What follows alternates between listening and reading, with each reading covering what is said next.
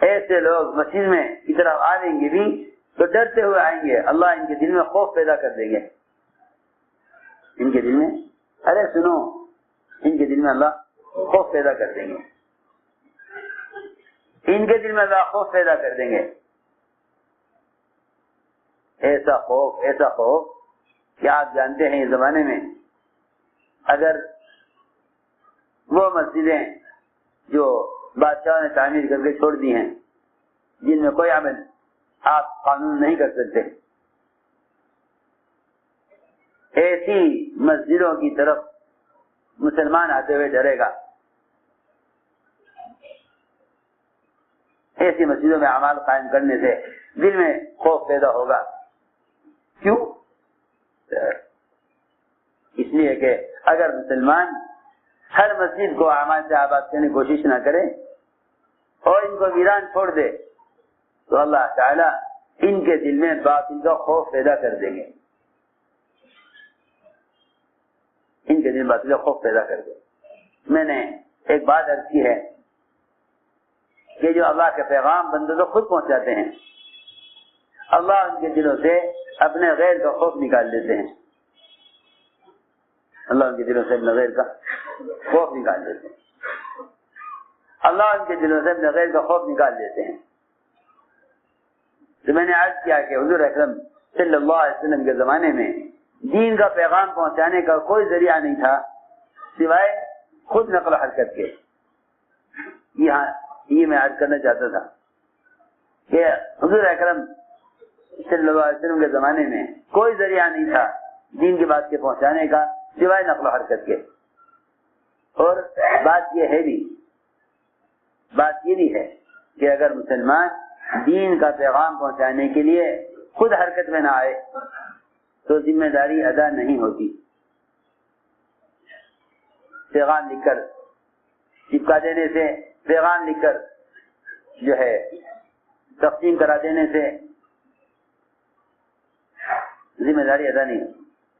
میں عرض کرتا ہوں، ایک جماعت نے ایسی قوم کو جا کر دعوت دینی چاہیے جن کی ہلاکت کا اللہ نے فیصلہ کر لیا تھا ان کے گناہوں کی وجہ سے۔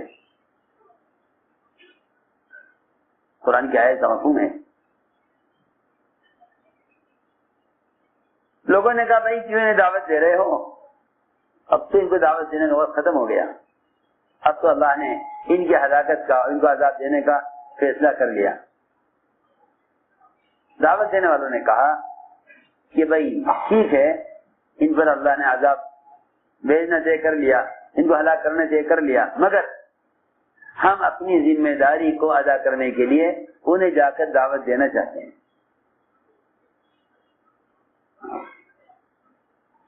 کیا بتاؤں، اس زمانے میں مسلمان اللہ کے راستے کی نقل و حرکت کو چھوڑ کر حلال کمانے کے فریضے کو ایسا پکڑ کر بیٹھا اور یہ کہتا ہے دین تو پھیل چکا ہے دنیا میں، جسے لینا ہوگا لے لے گا۔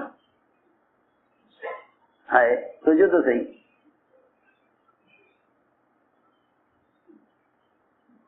کارخانے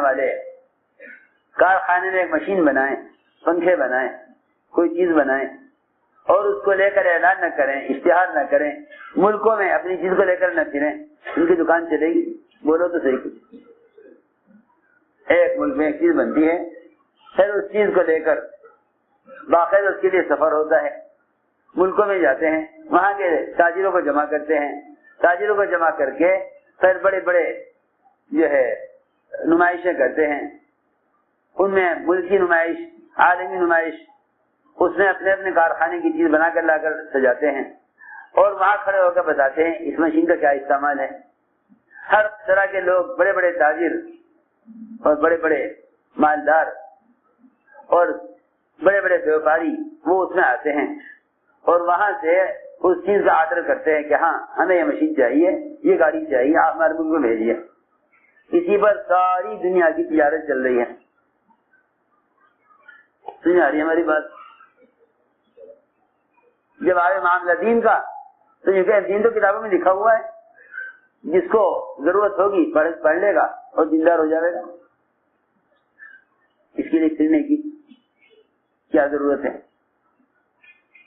میں نے مثال دی ہے دنیا میں چیزیں بنانے والے اپنی چیز کو لے کر دنیا میں پھرتے ہیں، ساری دنیا کے ملکوں سے آرڈر لے کر آتے ہیں، پھر وہاں چیزیں بنا کر بھیجتے ہیں۔ جو شخص اس کمینی دنیا کو بنا کر لے کر نہ پھرے، جب اس کی تجارت نہیں چل سکتی تو پھر دین کی دعوت کو لے کر پھرنا جو اصل نبی کی سنت ہے، اس کو لے کر پھرے بغیر اسلام قائم کیسے ہو سکتا ہے؟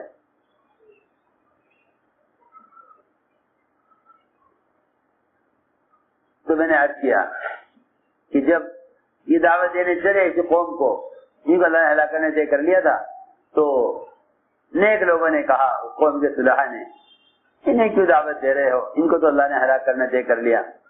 یہ کہنے لگے کہ نہیں، ہمیں تو جا کے دعوت دینی ہے۔ کیوں؟ کہ ایک بات تو یہ ہے کہ اللہ کے یہاں ذمہ داری کو ادا کرنے والے مانے جائیں گے، دوسری بات یہ ہے کہ ہمیں امید ہے کہ یہ تقوی پر آ جائیں گے۔ یہ ارے سنو تو صحیح، ہمیں امید ہے کہ یہ تقوی پر آ جائیں گے۔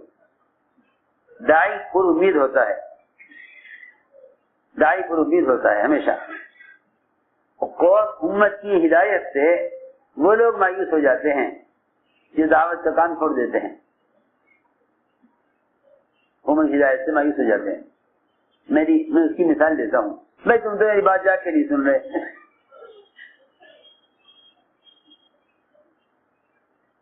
جو داعی ہوتے ہیں نا، وہ امت کی ہدایت سے مایوس نہیں ہوتے، کیونکہ ان کی جو کوشش ہے وہ کوشش ان کے اندر امید کو باقی رکھتی ہے۔ آپ جانتے ہیں ایک تاجر بار بار نقصان لیکن لگا رہتا ہے کہ چلو اب کے پھر کوشش کریں گے، ایسا تو نہیں کہ تجارت چھوڑ دو، کہ نہیں جی چھوڑنا تو حل نہیں ہے۔ سنو، میں عرض کر رہا تھا کہ جو اپنے دین کا داعی ہوتا ہے وہ پر امید ہوتا ہے، وہ پر امید ہوتا ہے۔ آپ جانتے ہیں جس آدمی نے 99 قتل کیے تھے، اس نے اپنی توبہ کے لیے ایک راہب سے کہا کہ کیا میری توبہ قبول ہو سکتی ہے، کیونکہ یہ اللہ والا آدمی ہے، راہب دنیا سے بالکل منقطع ہے اور مستقل اللہ کی عبادت سے مشغول ہے، یہ مجھے اللہ سے جوڑ دے گا کیونکہ اللہ سے جڑا ہوا ہے۔ ارے سننا توجہ سے میں کچھ کہہ رہا ہوں، یہ اللہ سے جڑا ہوا ہے، دنیا سے کٹا ہوا ہے بالکل، یہ مجھے راستہ بتائے گا نجات کا، اور یہ مجھے راستہ بتائے گا توبہ کا، کہ میں نے 99 قتل کیے ہیں۔ وہ ایسا آدمی تھا کہ جو مخلوق سے بالکل کٹا ہوا، صرف خالق کی عبادت میں لگا ہوا۔ اس راہب نے کہا کہ تمہاری تو مغفرت ہوگی نہیں اور تمہیں تو اللہ معاف نہیں کریں گے، تم نے تو بہت بڑا جرم کیا ہے، ایک قتل کرنا کافی جہنم میں جانے کے لیے، تم نے تو 99 قتل کیے ہیں، تمہاری مغفرت نہ ہوگی، مغفرت نہیں۔ اس ظالم نے اسے بھی قتل کر دیا، ظالم نے اسے بھی قتل کر دیا۔ پھر نکلا تلاش میں کہ کوئی مل جائے ایسا جو یوں مجھے امید دلا دے کہ ہاں تیری توبہ قبول ہو جائے گی۔ پھر چیختا ہوا نکلا، حل من توبۃ حل من توبۃ، تو اس کی ملاقات ایک عالم سے ہوئی، ملاقات عالم سے ہوئی۔ پہلے ملاقات راہب سے ہوئی تھی۔ راہب اسے کہتے ہیں جو مخلوق کو چھوڑ کر خالق کی عبادت کرے، جو مخلوق کو چھوڑ کر خالق کی عبادت کرے، اس کو راہب کہتے ہیں۔ آپ نے فرمایا کہ میرے جتنی میں لے کر آیا ہوں دین اسلام، اس میں رہبانیت نہیں ہے، رہبانیت نہیں ہے۔ راہب کہتے ہیں اس کو جو خالق مخلوق کو چھوڑ کر خالق کی عبادت کرے، اور مجاہد کہتے ہیں اس کو، مجاہد اس کو کہتے ہیں جو مخلوق کا درمیان رہ کر خالق کی عبادت کرے۔ میری بات بہت توجہ چاہے گی تو بہت دھیان سے بات سنا کرو۔ آپ نے فرمایا کہ اسلام میں رہبانیت نہیں ہے، اسلام میں رہبانیت نہیں ہے۔ پچھلی قوموں میں رہبانیت تھی، وہ بیوی بچے دکان مکان کاروبار سب کچھ چھوڑ کر بس جنگل میں پڑ جاتے تھے اللہ کی عبادت کے لیے. فرمایا میرے دین میں رحمانیت نہیں ہے. عجیب بات فرمائی حدیث میں کہ اگر میرے دین میں رحمانیت ہے تو وہ رحمانیت مخلوق میں گھس کر محنت کرنا رحمانیت ہے. اللہ اکبر. یہ فرمایا رحمانیت امتی الجہاد فی سبیل اللہ. میری امت کی رحمانیت اللہ کے دین کی محنت. میری امت کی رحمانیت اللہ کے دین کی محنت.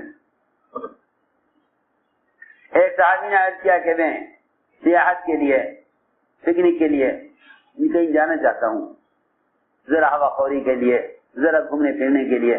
آپ نہیں یہ میری امت کا کام نہیں ہے کہ میری امت گھومنے پھرنے کے لیے سیاحت کے لیے اپنے ملک سے نکلے, اپنے علاقے سے نکلے. میری امت کی سیاحت تو اللہ کے راستے کا جہاد ہے. دونوں جگہ یہ فرمایا رہبانیت امتی الجہاد فی سبیل اللہ, سیاحت امتی الجہاد فی سبیل اللہ. میری امت کی سیاحت بھی اللہ کے دین کی محنت اور میری امت کی رہبانیت بھی اللہ کے دین کی محنت. میں نے عرض کیا کہ اس راہب نے, اس قاتل نے راہب کو قتل کر دیا اور عالم سے جا کر پوچھا کیا میری توبہ قبول ہو سکتی ہے؟ واقعی علماء کا ہی یہ مقام ہے, علماء کا ہی یہ مقام ہے کہ امت کسی حال پر پہنچ جائے لیکن یہ امت کو مایوس نہیں, امت سے نہ مایوس ہوں گے نہ کسی کو مایوس ہونے دیں گے. راہب نے تو کہا کہ تمہاری مغفرت نہیں ہوگی. عالم نے کہا کہ ہاں تمہاری مغفرت ہو جائے گی, تمہاری مغفرت ہو جائے گی.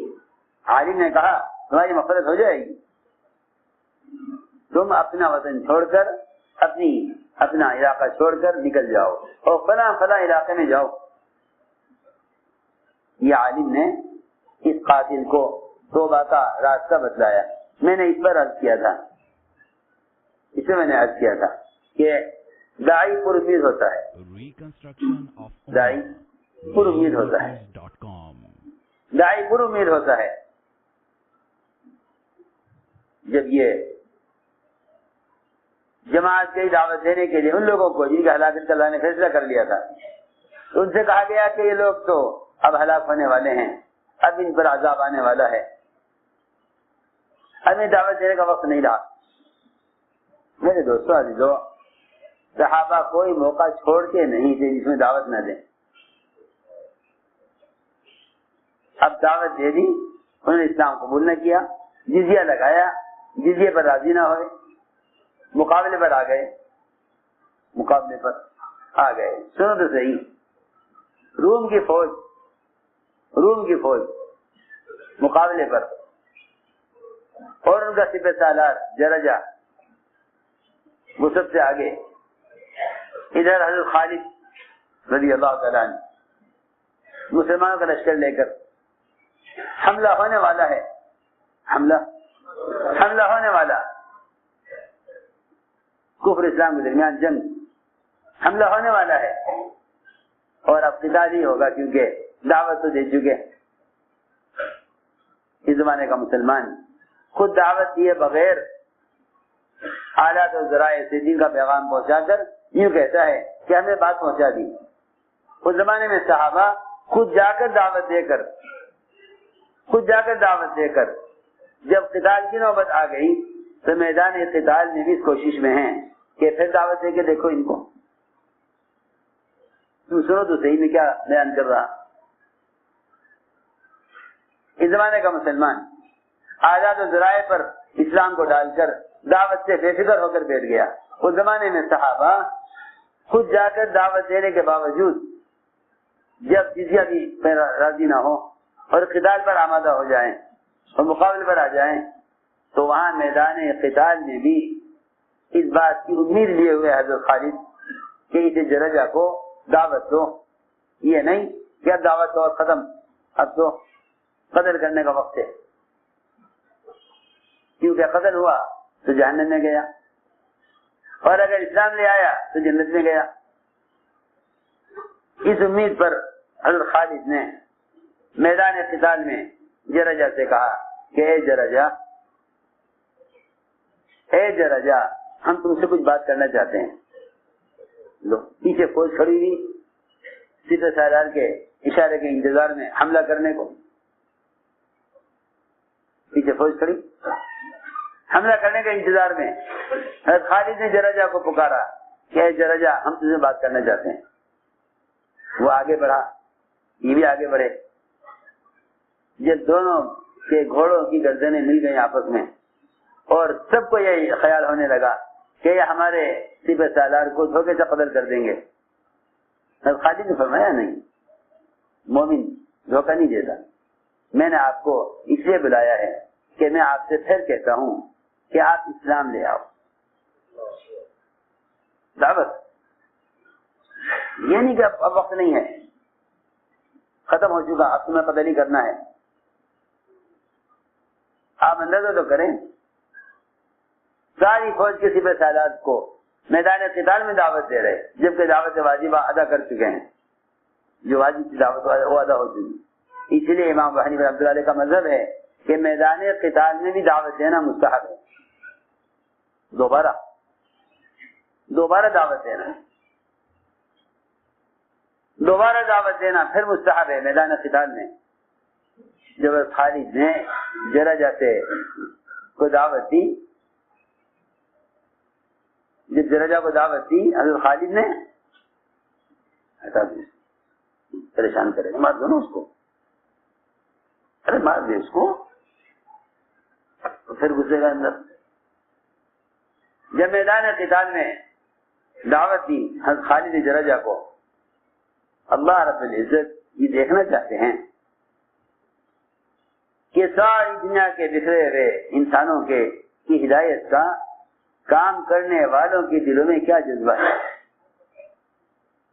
لیکن بس کیا بتاؤں, اس زمانے کے مسلمانوں کا جذبہ, دو جذبے دلوں میں گندے ہیں, بہت گندے ہیں. اور دو جذبے ایسے ہیں مسلمانوں کے دلوں میں, غیروں کے لیے, کہ جن کے ہوتے ہوئے مسلمان کبھی غالب نہیں آ سکتا. دو جذبے ایسے ہیں مسلمانوں کے دلوں میں کہ ان دو جذبوں کے ہوتے ہوئے مسلمان غالب نہیں آ سکتا, مغلوب ہو کر رہے گا. ایک جذبہ غیروں کی ہلاکت کا اور دوسرا جذبہ ان کے ملک مال کے حاصل کرنے کا. یہ دو گندے جذبے اور بری نیتیں ہیں مسلمانوں کی. ایک غیروں کے ملک و مال سے فائدہ اٹھانے کا جذبہ کہ یہ ہمارے ہاتھ میں آ جائے,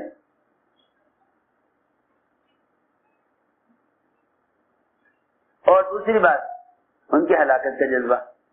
اگر مسلمان کے دل میں یہ دو جذبے ہیں تو وہ مسلمان مغلوب ہو کر رہے گا, باوجود اعمال کرنے کے, باوجود کچھ دن پر چلنے کے مغلوب ہو کر رہے گا. اس لیے کہ یہ دو جذبے برے جذبے ہیں, ایک غیروں کے ملک و مال کا جذبہ, ایک غیروں کی ہلاکت کا جذبہ. صحابہ کرام کے دل اس سے بالکل پاک تھے. وہ چاہتے تھے غیروں کی ہدایت, اور چاہتے تھے کہ ہمیں ان کے ملک و مال سے کچھ نہیں چاہیے, ملک بھی آپ رکھو, مال بھی آپ رکھو. یعنی حضور اکرم صلی اللہ علیہ وسلم نے مکے کے فتح ہونے کے بعد کعبے کی چابی اسی خاندان کے حوالے کر دی جس خاندان کے پاس تھی. چابی لا کے دے دی کہ لو جی ہمارا گھر تو رہا نہیں, اس گھر پہ آپ کا قبضہ ہو گیا ہے, اس گھر پہ اب آپ کا قبضہ ہے, آپ کا گھر ہے, کیا نہیں, چابی میں بات رکھو. ہمیں تم سے اللہ کے گھر کی چابی بھی نہیں چاہیے. اب بتاؤ اس کے علاوہ اس دنیا میں کیا چیز رہ گئی جس کو ہم یہ سوچیں کہ غیروں سے ہمیں مل جائے. سوچو, بیت اللہ کی چابی بیت اللہ کی چابی جب شعیبی خاندان نے لا کر آپ کو پیش کی کہ آپ فاتحہ نہ داخل ہو گئے ہیں، ہمارا اختیار ختم ہوا، ہر چیز پر آپ کے اختیار ہے، ہر چیز پر آپ کے اختیار ہے، ہماری اختیار ختم ہو گیا. فرمایا نہیں، یہ تمہارے خاندان میں ہے اور تمہارے ہی خاندان میں ہمیشہ رہے گی. آج تک آپ کی دعا، آج تک بیت اللہ کی چابی اسی خاندان میں ہے. آج تک بیت اللہ کی چابی اسی خاندان. یہ نہیں ہوا کہ میں نے مثال دی کئی زمانے کے مسلمان کا یہ خیال غلط خیال ہے. میں نے عرض کیا ایک بات جو چل رہی ہے شروع سے، کام کرتے کرتے دنیا سے جائے، اللہ خیر عطا فرمائے.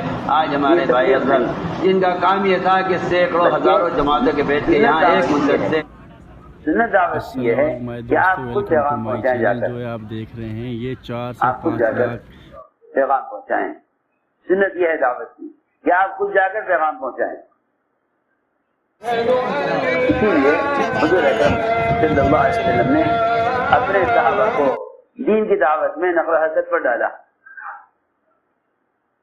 ایسا فرماتے تھے ایک مسلمان کا مقام بیت اللہ سے اونچا ہے. میں عرض کرتا ہوں یہ اصل سنت ہے، اس کا کوئی متبادل نہیں ہے. میوات کشن گڑھ حلقہ دھموکڑ گاؤں میں ہونے والا جلسہ 20، 21، 22 یہ تاریخ اصل سنت ہے، اس کا کوئی متبادل نہیں ہے. اللہ تعالیٰ کی جو غیبی نصرتیں دعوت پر نازل ہوئیں، ان نصرتوں کے نازل ہونے کے لیے اسی طریقے دعوت پر آنا پڑے گا. میرے دوستوں عزیزوں، دنیا کی مختلف مشینیں ہوتی ہیں، ان کے استعمال کا مخصوص طریقہ ہوتا ہے. مختلف دوائیں ہیں